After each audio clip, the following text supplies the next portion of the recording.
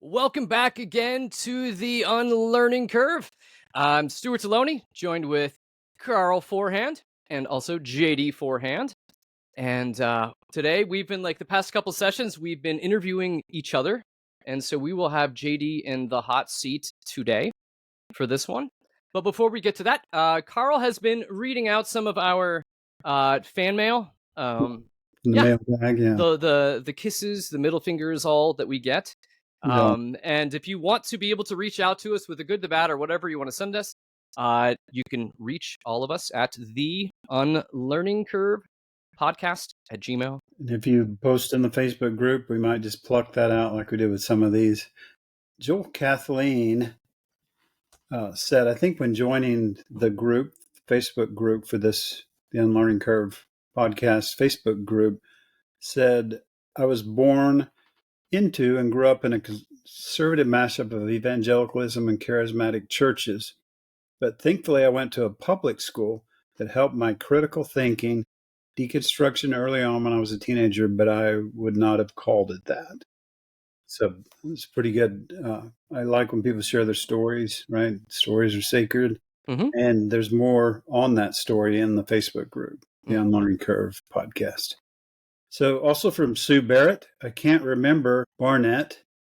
The audience corrected me here. Was it the Holy Spirit? The whisper? Yeah, just a voice I heard. It's Barnett. Sue Barnett. Okay. Right? Okay. I can't remember who it was, but I was there at a big meeting when we started throwing all the plants. This is talking about Greg Locke.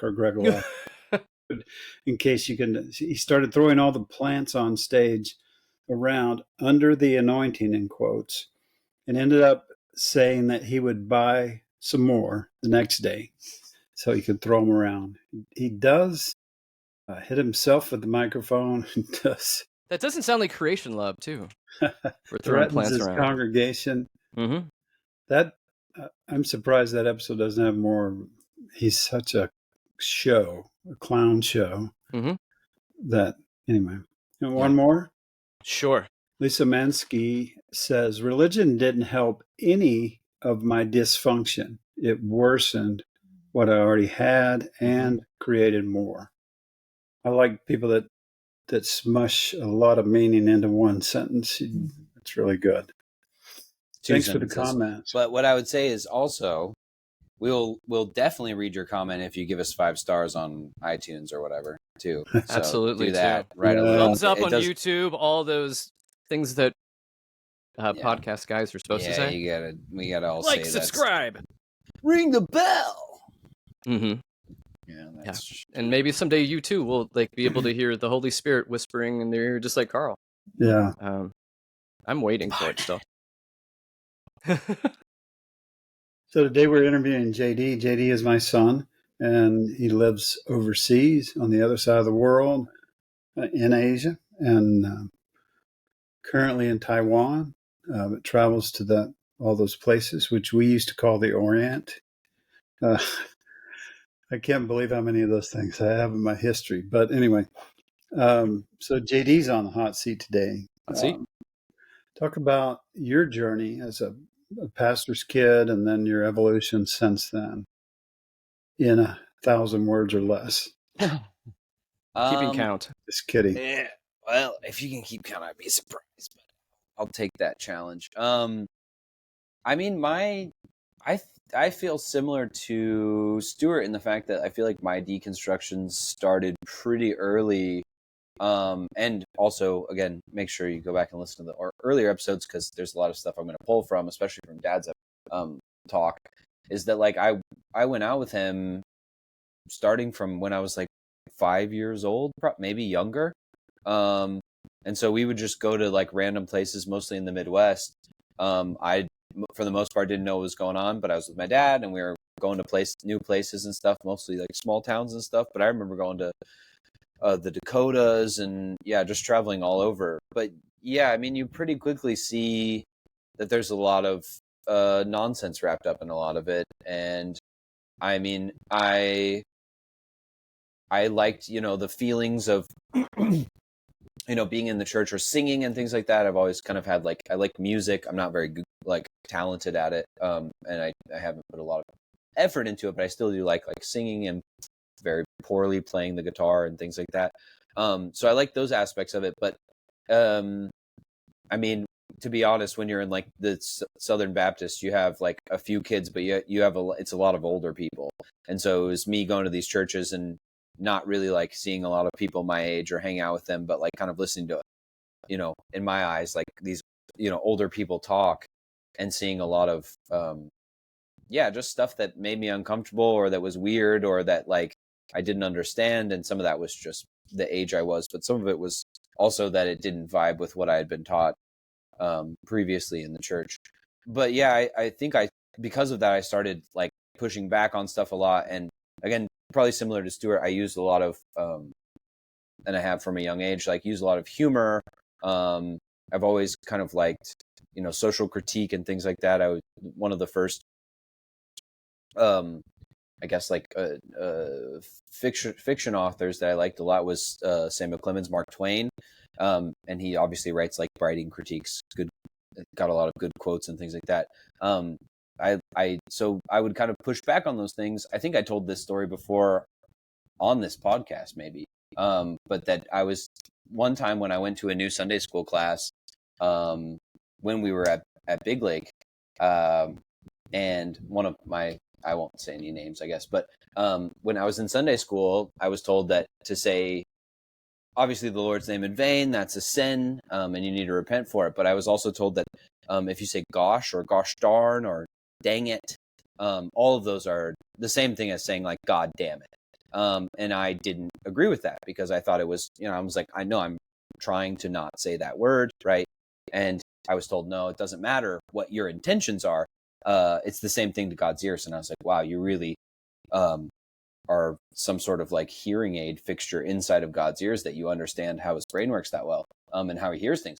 But okay. And so I thought, well, this is ridiculous, so let's make a show of it.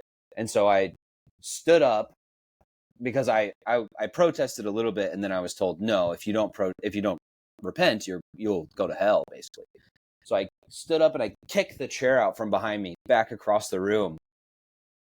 I had to be seventh grade, probably. We had just moved to a new town. I didn't know anyone in this town. Yeah.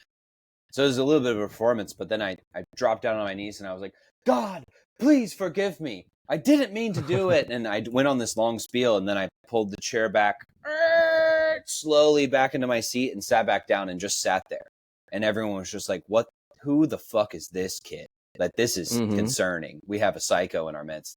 But it made me feel good because it made the teacher uncomfortable because they didn't have anything to say about that. And I was like, okay, but that's kind of that's been my whole thing. It's like, I like kind of, and maybe this sounds a little bit bad, but like, I do like, and I have for a long time, liked kind of triggering these people that are so uncritical of their own views, but are so couched in them.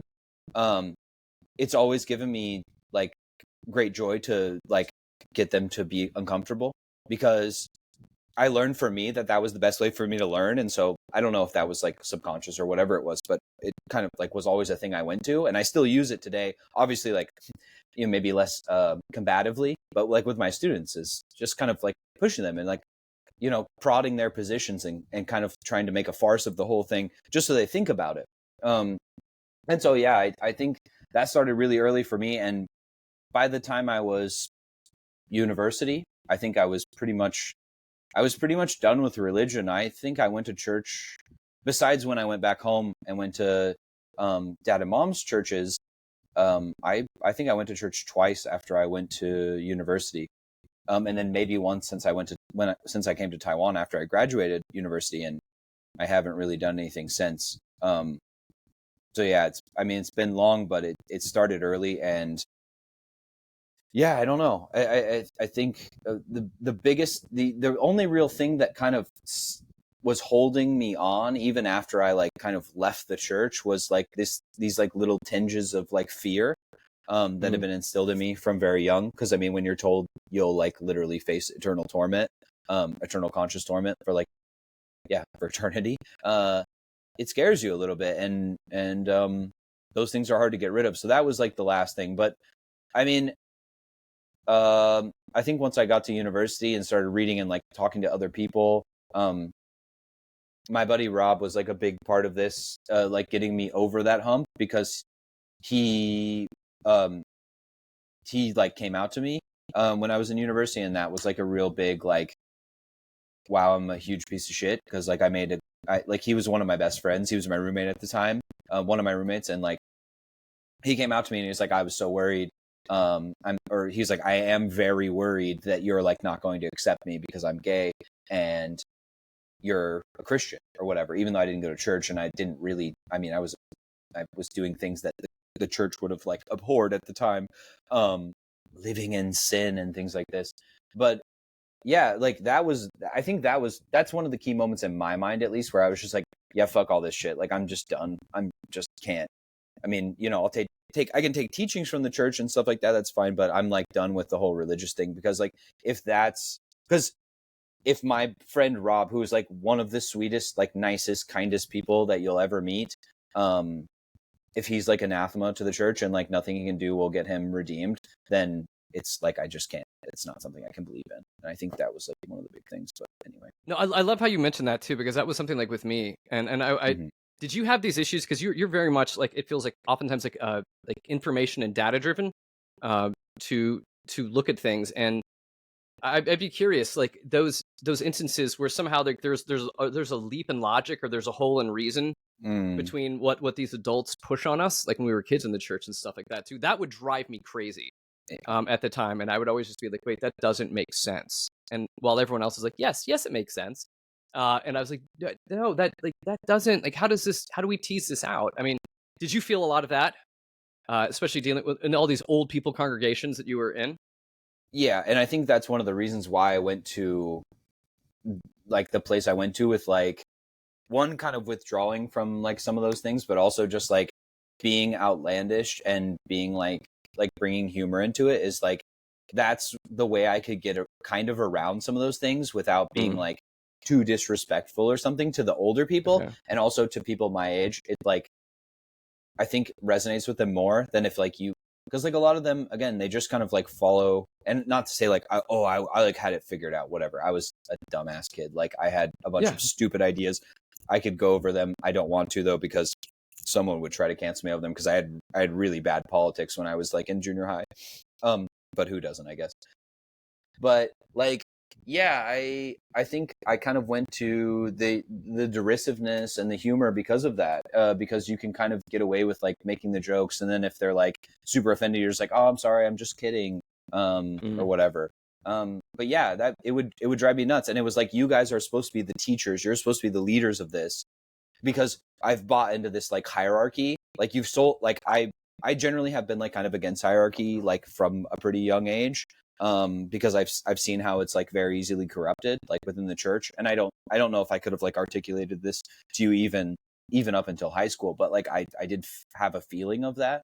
And so, yeah, that was like kind of my way of like spitting on the system and being like, you've sold us this, and you say everyone has to like get in your place. Like you were talking about, on the previous episode, where you can't just like go to this class that you want to. You can't seek out information you want. You have to do our program. You have to follow XYZ. We have our ABC steps. You have to do that. And yeah, I wasn't down for it. And I think that's also why I gravitated.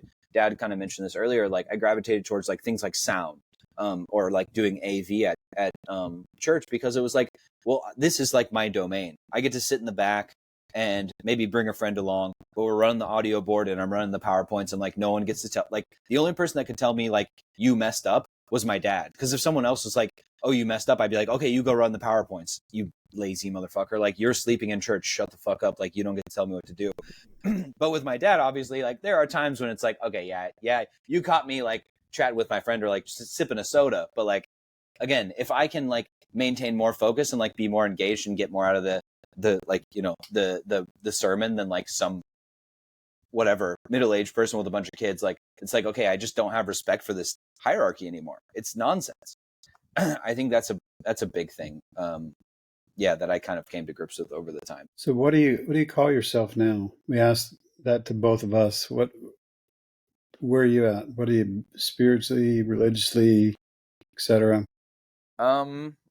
Yeah, I mean, I generally, unless someone really presses me on it, I don't say anything. I kind of similar to what Stuart says, because, and this is a big thing, like as a sociology educator, is that like everything is socially constructed. And so like if I say I'm a spiritualist, or if I say I'm an agnostic, or whatever I say, it's going to be a loaded term. And depending on who I say it to, they're going to take it a completely different way. And so I generally will just like, if people ask me like, what are you? Or like, what do you believe? I'll be like, I believe a lot of things. I believe in gravity. Like, I'll just kind of like take it to like the absurd, and then let them explain to me where they're coming from, and then explain it like through the lens that I kind of see them as understanding. And I'm sure I don't do that in a perfect way, but like, that's my way to do it. I mean, if you like really like held a gun to my head and said, what are you? It would be an agnostic. I would be I guess a spiritual agnostic. Because this is a Taoist like temple hat. Like, I go to a lot of temples, do a lot of like temple activities. But I mean, to what degree, if someone was like, do you believe in that? I don't know, but like, I get something out of it, and it's fun, and it's entertaining, and it's community. But yeah, I really don't know what I am. And I don't know for a lot of people, if there's a usefulness in putting a label on that. I think in a lot of cases there's more detriment that you can gain from that than there is like some sort of benefit. But yeah, I think the more useful practice, or the more useful thing to do is, instead, to like, when people ask that, to like debate that without putting labels on it, until we both have like operationalized our terms and like agree on definitions. No. Now, is it different? Because again, you moved away from God's country. I did. It is a Christian nation, and so we get these kind of questions, like we ask, or like common-ish in this culture. Is that even something that anyone would even ask over in Taiwan?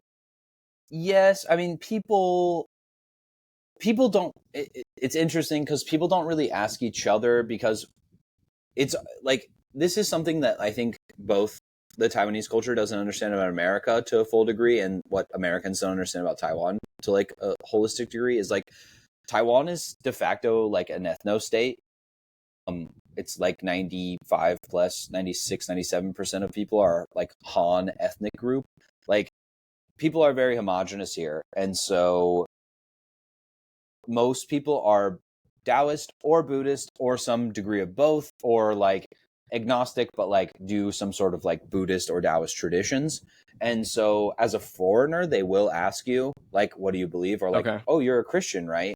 Like, they kind of just assume you're a Christian, but they don't really even know what that means. Except for the people here that are Christians, who are, well, I'll be nice. Anyway, I won't make comments on that. But anyway, it's tough. And so usually I just say, like, what do I usually say? I usually say like, 我都可以, which means like, whatever. Like, anything is fine. And that's like kind of the answer I give. Like, I don't tell them like I'm an atheist or an agnostic. I'm definitely not an atheist, because I don't know. But I don't really tell them that. I just say like, yeah, whatever. Like, but if they ask me like, what do you do for like a religious practice or something? I'm like, well, I usually go to temple festivals, but like when I'm in the US, like when my dad was a pastor, like I used to go to the church, but like, yeah, I don't know. So I just generally do the no labels thing, but I know even that can kind of get like a little bit annoying. Be like, I don't do labels. It's like, okay, chill out. But I'll explain myself if you want to. But like, generally speaking, I don't. I do think that there's more to be lost than there is to be gained with like putting like labels on things. Just like broadly speaking. JD, so most people would think of Asia, and you're in Taiwan, which is the Republic of China. May not be exactly the right way to express it right now, but yeah, we could do 2 hours on that. But yeah, I know. So it was like, people think about places like anywhere in Asia. They think about other places, and they think, oh, there's so many demonic influences and so many bad things and so many anything. You don't know when you're going to slip into something. If you do meditation or yoga, you're going to go down a slippery slope. And how is that true or not true? And if it's not true, then what are some things you're glad you've been exposed to by being halfway across the world?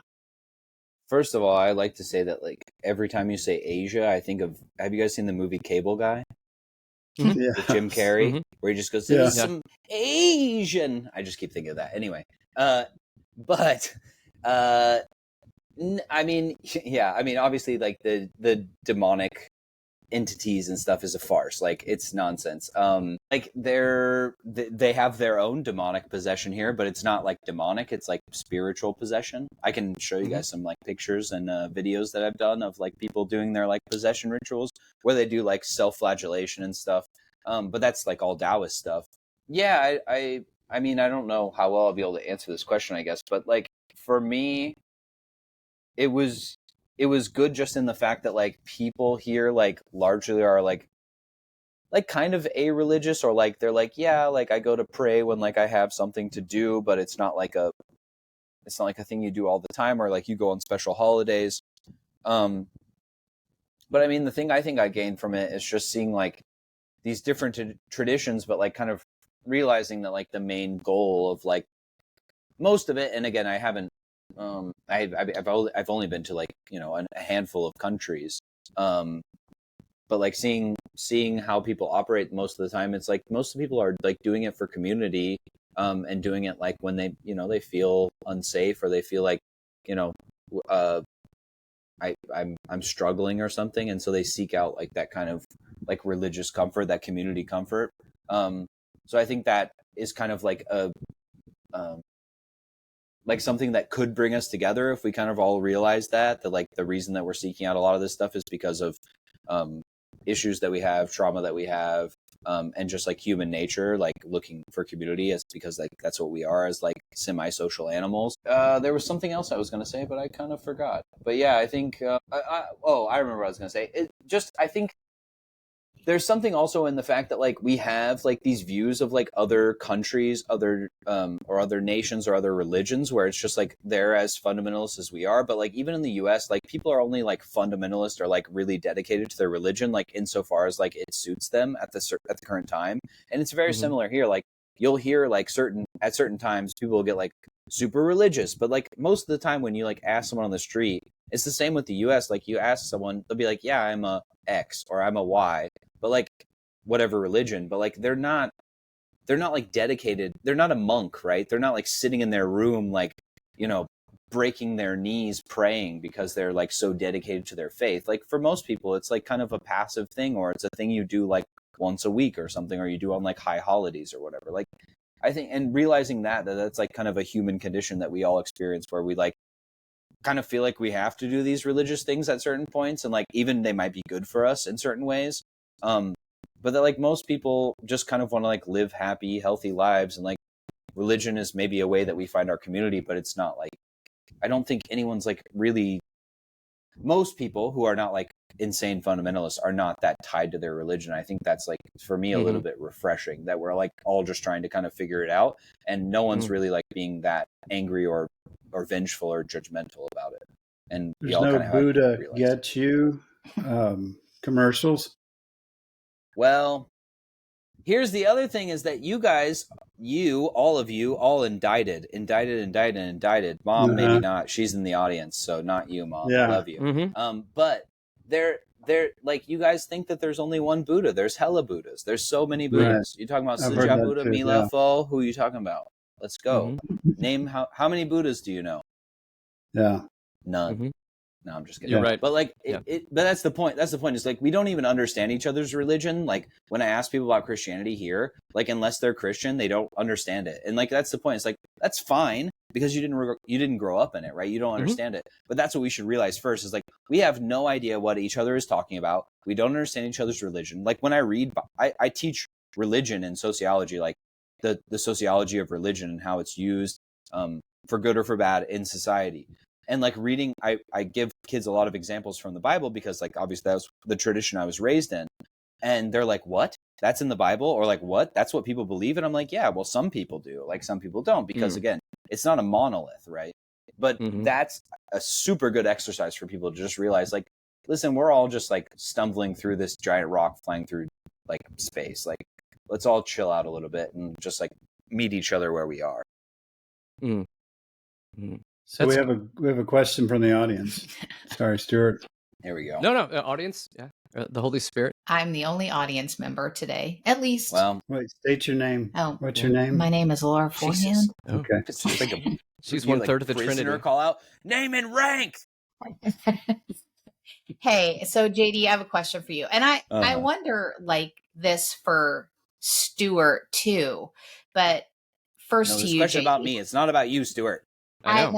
My mom loves me, not you. No, I'm just kidding. So how did you feel when Dad and I started deconstructing? Like, were you a little pissed because of what we put you and your sisters through? You know what I'm saying? Like, we were, yeah, I know what you're saying. I don't know that I was super adamant, but I did have some beliefs that, you know, because I remember, I'll just give this example, like when your sister Abby was going off to college, and I just remember having this conversation with her, like in our bedroom, you know, and I remember, because I just felt like there was some tension between us, you know, and I remember her going, well, you know, Mom, I'm just afraid to tell you what I believe because I don't think you'll approve. That literally, I mean, not literally, that really broke my heart because I thought, oh, crap, you know, like I never wanted you guys to be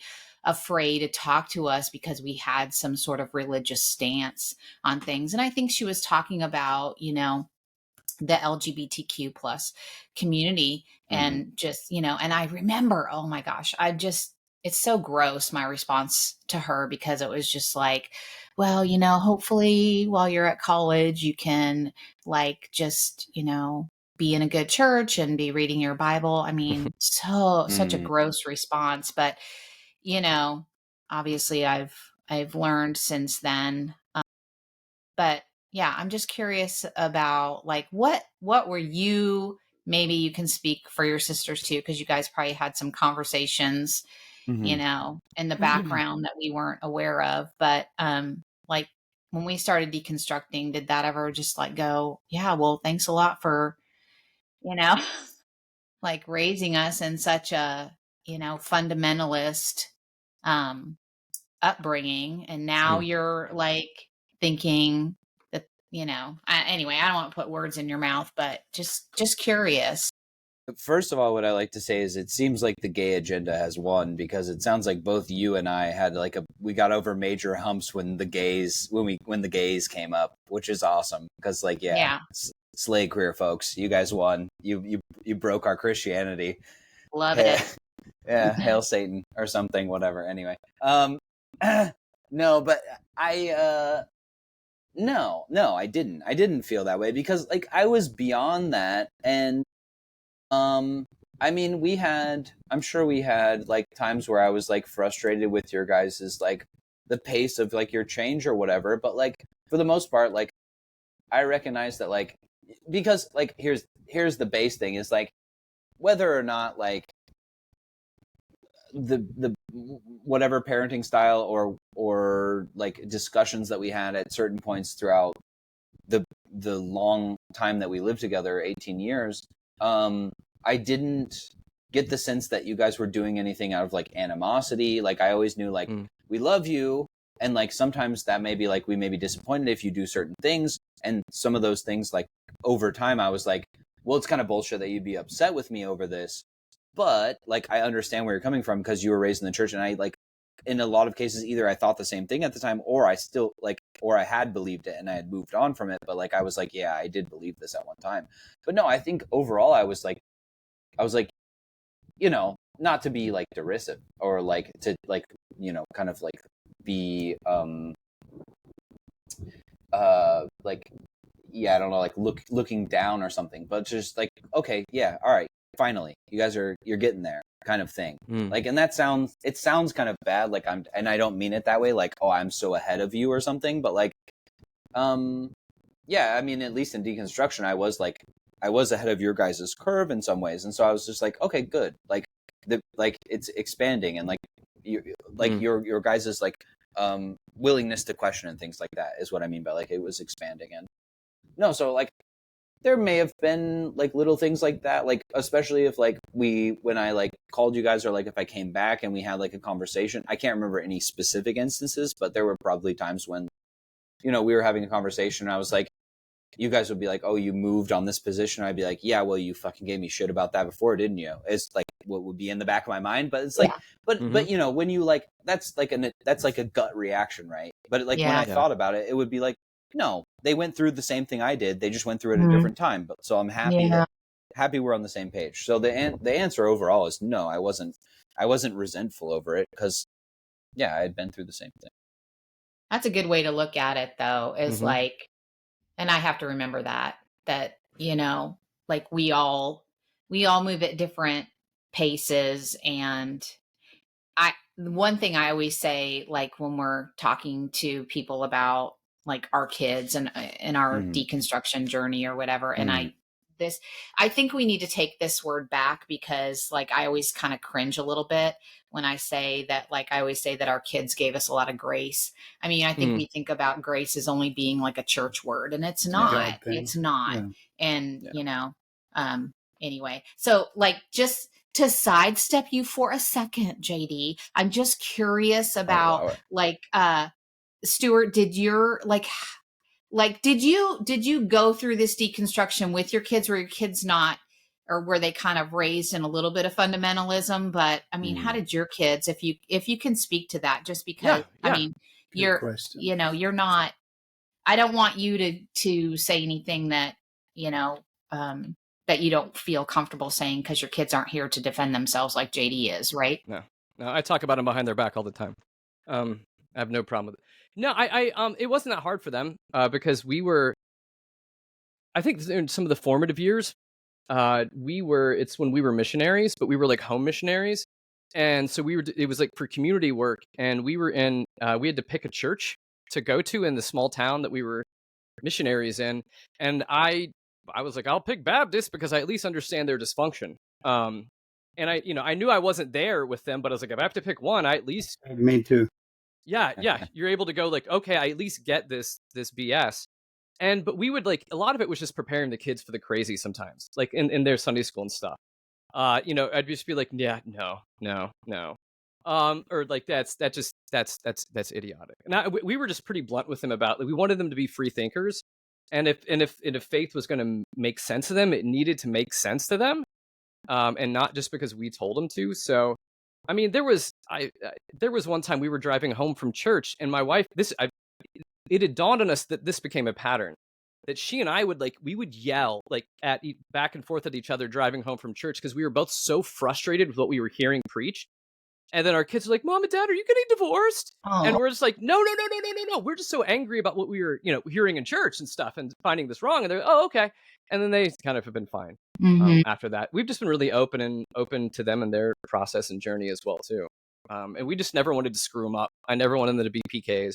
Yeah. So, I kind of had that same desire. As I remember when Karl first, told me he was going to go into the ministry. And, of course we had JD at the time. Right. And we might've even had Abby. Yeah, JD was 5. Yeah. But, I just remember like in my head and sometimes saying out loud, he's a normal kid. Like we're not going to hold him to, higher standards than we would anybody else. I'm not sure that I always did a good job at that. Didn't always execute it. Yeah. But I know that it was like, it really was my desire not to kind of go, you guys have to be, at a higher level than everybody else. Cause kids are kids, and kids are gonna be great one day and drive you insane the next, So,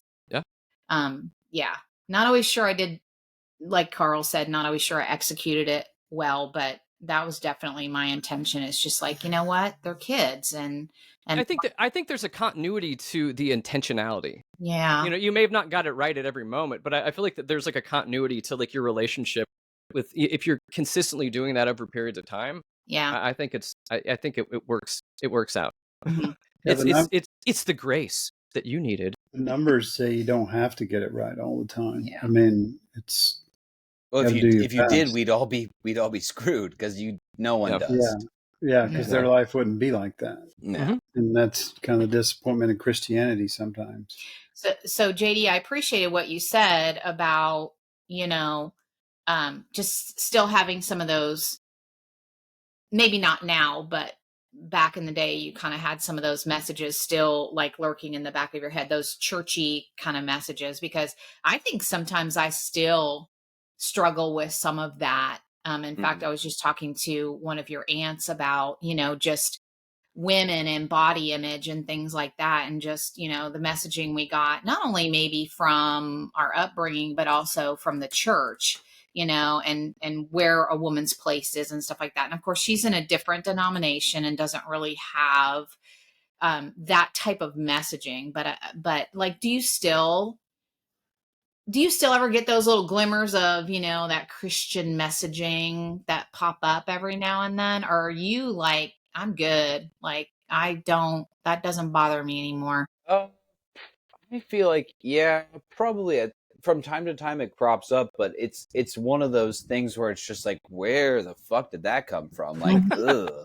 Like that, like seriously, like that's what it is. Where like every once in a while, just like it's not always about like, it doesn't necessarily have to be like about one of those things. It could be about like myself even, where I'm just like, oh, I'm like not worthy or something, and I'm just like, fuck did that come from? Like that's gross. Like get rid of that. Like, but again, it does pop up, so it is a thing. But yeah, I have like largely moved past that, and I think I credit that largely to just like the like ideas of critical thinking and like the even though it wasn't always like as maybe open as a field as maybe it should have been or it could have been or whatever, like we can always nitpick those things and do revisionist history, but like to a large extent, like in our household there was a good amount of room for respectful discussion and like disagreement.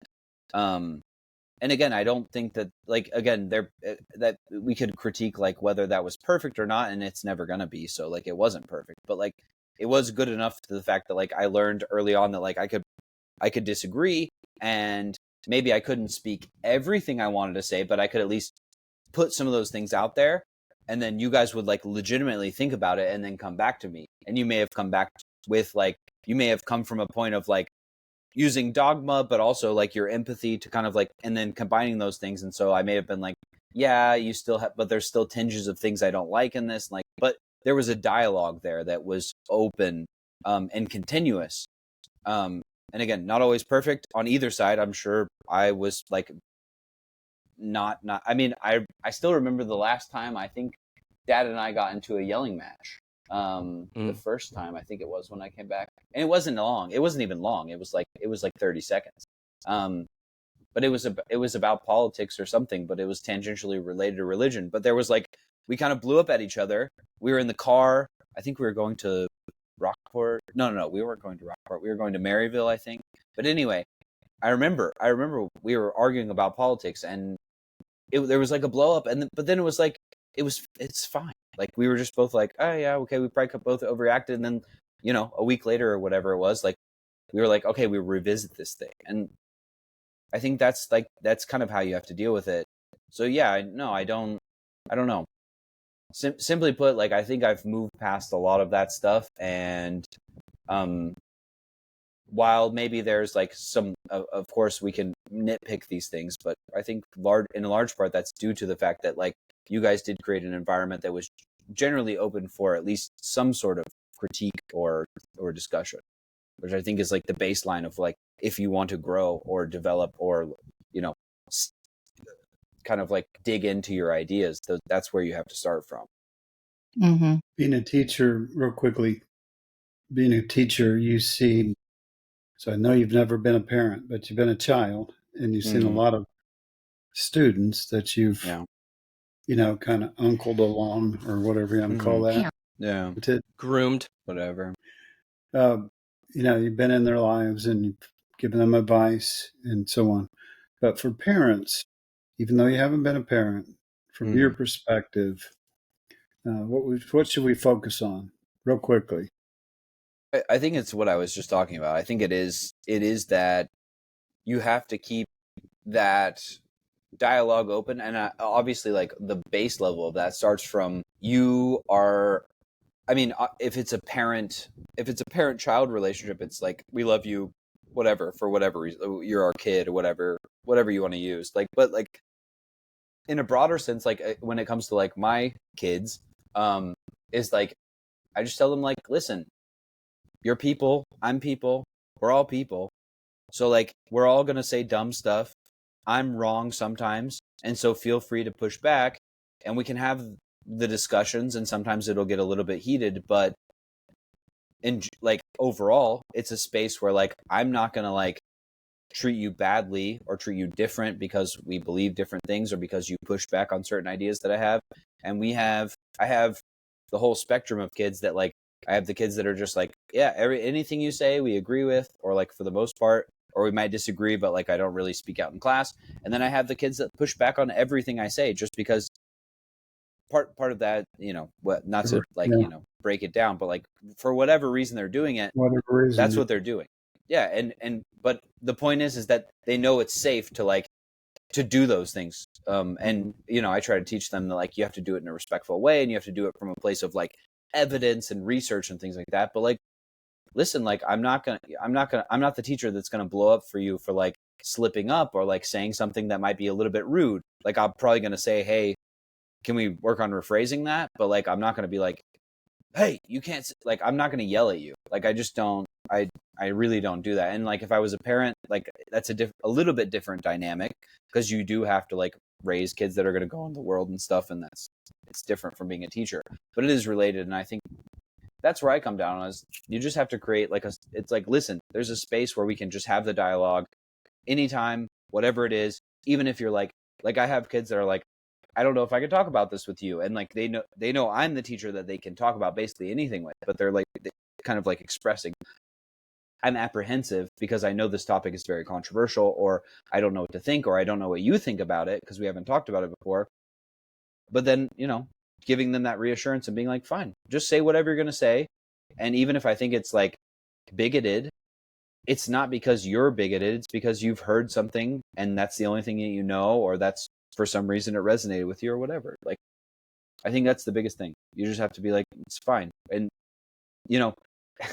not to quote the Bible here, but iron sharpens iron. And if we actually push each other to like think about our ideas and our beliefs critically, maybe we'll actually get somewhere, as opposed to, just doing this like masturbatory exercise where we just like tell each other like, oh, you quoted that scripture so well. Oh yeah, you really like just like exactly repeat what the pastor says. Like, so good. Aren't we all so good? Like that shit is like anathema to like actual like learning and growth. And I despise it. Good. It's good. JD, We good? To close this up, Yeah. just real quickly, what do you do? Is your photography your main thing right now? Yeah, I mean, teaching is usually my main thing. Right now, I'm in a transition period between finishing the semester and photography. But yeah, I'm working on a couple photography projects. I'm working on it's going to be really hard to explain, but there's a drink in Taiwan called balida.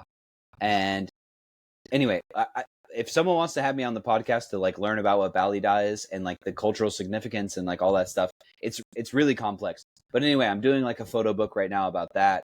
And I'm working on a couple other projects. So like, yeah, that's my big thing right now, is I'm trying to work on these photo books, and then hopefully like I'm working on finding a good printer and then trying to sell them, hopefully. So yeah, that's like my big thing is right now is like, for this summer, do as much photography as possible, because I think I love like the documentarian process. And I love just like capturing like moments, because anyway, not to get like philosophical or like cheesy or whatever, but like the process of like capturing a moment that just like will never happen again, because like it just literally is impossible, is fascinating to me. And like capturing a beautiful scene like whether that's beautiful because it's like so ugly that it's beautiful, or like it's interesting, or whatever it is. That is like something that like I kind of like am chasing right now. And then my other thing, like my other project for this summer, is just like read as much as possible. I'm trying to get back into reading, and so yeah, I showed you guys like my stack of definitely very legal books and so yeah, those are my like two big things. Been really big into reading Hunter S. Thompson recently, which may say anyway. Those are my big things.